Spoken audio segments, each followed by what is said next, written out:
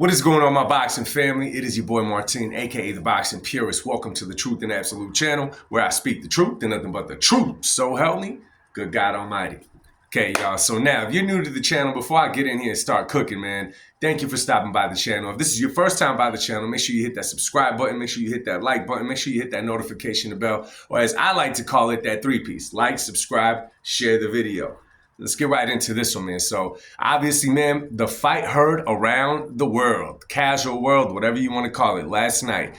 Gervonta Tank Davis defended his belts against the super featherweight champ. I believe he's super featherweight champ Lamont Roach made a jump from 130 to 135 last night. And the fight played out how I don't think anybody thought it was going to play out. Okay? I don't think anybody thought the fight was going to play out quite how it did. And the reason being, when you look at both fighters, see, Lamont Roach is a really good fighter. He's a really good fighter, man. But you got to remember, man, that there's weight classes for a reason, okay? Tank Davis is a big puncher. We've known this about Tank Davis. Look at his record, not his resume. Don't look at that. But look at his record, man. Before last night, the guy was, I believe, 30-0 with 29 knockouts, okay? There's only one fighter that he had not knocked out, which happened to be Pitbull Cruz, who was actually in attendance last night. So you go into this fight, you look at Lamont Roach, 21-1 with 8 or 9 knockouts or something like that, maybe 10 knockouts. And you're like, okay, Tank is in there with a guy who cannot punch. He's in there with a guy that fights at a lower weight class. He's in there with a guy who has never been on the stage that Tank has been on for quite a while now.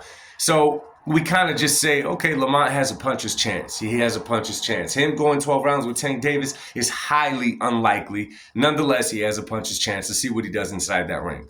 Well, from the beginning, one thing that I will give Lamont Roach is that he was never scared of Tank. If you look back at the press conferences, like with Tank and Frank Martin, for example, Frank Martin was always intimidated by Tank. He always had the fear in his eyes with Tank Davis. To where Lamont Roach was not going there to get knocked out, nor was he going there to survive. Lamont Roach came to win. And seeing the fight and watching the fight, there's a couple of things that they kind of took me all over the place. I'm not going to say confused me, but they took me all over the place. See, at first, I was wondering, because what I expected is Tank to come at Lamont Roach kind of like he came at Frank Martin, kind of like he came at Hector Garcia, where he was somewhat pressing the action and coming to them. For whatever reason, he wasn't doing that with the Lamont Roach. Now, again, Lamont Roach is not the biggest puncher in the world. He showed last night that he does have some pop, but he's not the biggest puncher in the world. So I'm thinking Tank's going to get in there and he's just going to get rid of him. You know what I'm saying? By round 5 or 6, he should be able to get Lamont Roach out of them. And I'm going off of the Tank Davis that I've seen fight before. Well, the fight starts, and to my surprise, first 2 or 3 rounds, the guys are really just kind of, they're just kind of figuring each other out. They're kind of sizing each other up. None of them is really letting loose. They're not really engaging, which for Tank is kind of normal, because Tank doesn't have a huge punch output to begin with. He has all those knockouts, but the man, he knows how to set you up to knock you out. He knows how to set you up to do damage. He can set traps. He can hit you with angles. He has power in both hands. So with Tank, obviously he was waiting for Lamont Roach to press the action. Come at him. Now, if you see, Lamont Roach never really gave Tank what he wanted as far as coming straight at him. Even when Lamont Roach had success, he didn't necessarily rush Tank Davis. And we could see that Tank Davis was trying to get Lamont Roach to do so. Okay? Every time that he was moving, we were expecting it like, oh, you're trying to set him up like you did Rolly, like you did Ryan. That's exactly what you're looking for. Now, big ups to Lamont Roach, because he never really gave Tank that. He kept the fight at a distance. He held his ground, and he kind of traded with Tank. And, he's slick, slick. Every time that Tank, did a move on him, got inside on him, Lamont Roach would turn and hit him with the left hook, or he hit him with the overhand right. They had a few exchanges like that. So that was very smart by Lamont Roach. But for me anyways, and maybe you guys felt different, or you felt like I did, you knew in the beginning of the fight, you just had that feeling like, okay, typical Tank fight. Lamont is going to have his success throughout the fight, and before you know it, Tank is going to land that showstopper, and that's going to be the end of it. Well, the fight keeps going and going and going, right? Kind of the same way. And I'm thinking, why isn't Tank doing what Tank does? Right? Why? And this is from someone that's critiqued Tank's career. Not what he does inside that ring. I'm just talking about his choices of opponents and the way he moves and the way that the media and everyone seems to protect him quite a bit. So I'm thinking, okay, how come Tank isn't pressing him? How come Tank isn't, trying to set him up kind of like he did Frank Martin? And you know what I'm saying? Why isn't he bringing the action to him? Lamont Roach is not a huge puncher. Why isn't he doing that? So then as the fight goes on, then you see in some instances, Lamont shook Tank maybe 2 or 3 times in the fight. I'm talking about he somewhat gave him the little stanky leg for a little bit. You know what I'm saying? And you could see it caught Tank's attention, but he didn't quite engage with him afterwards. I forget what round it was where Tank hit him with a left, a really solid left. He caught Roach. Roach came right back with a right, and it shook Tank a little bit. Right? So, okay, I'm still thinking. Then there was that round, and let me tell y'all something. If you guys are confused if that should have been called a knockdown or not, I get what you guys are saying, what a lot of you guys are saying.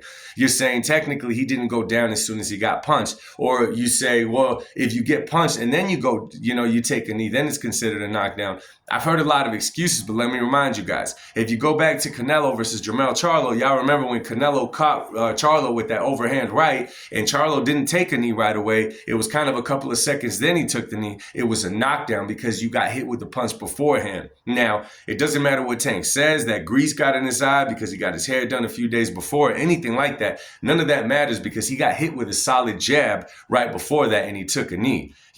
I've never seen a fighter be able to take a knee, go take a break to wipe yourself off and keep fighting. That doesn't happen. You got your hair done a few days before, you got grease in your hair. That's on you.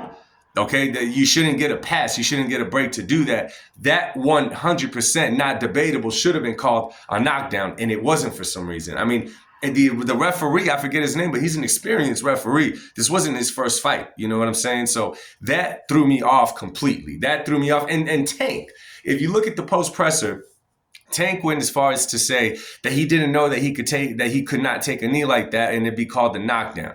Tank is not a dumb individual. Tank is not a dumb individual. Tank knows that should have been ruled a knockdown. Okay, so the fight keeps going after that. And after that, for sure, I'm thinking, okay, Tank, because in the beginning, it kind of seemed like Tank was holding back.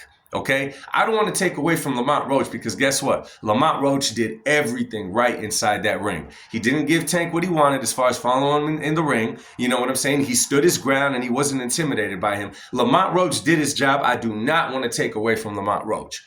But at some point, you thought Tank was going to turn it up. Now, there was a few moments, right, where, they were exchanging, they were caught, they were trading punches, they were in a phone booth and all of the above. There was a few instances like that, and Lamont held his ground really well. Tank did really good in those as well. Tank did really good in those exchanges as well, right?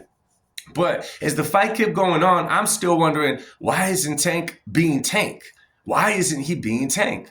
So obviously it goes on and goes on. Lamont finishes the fight stronger.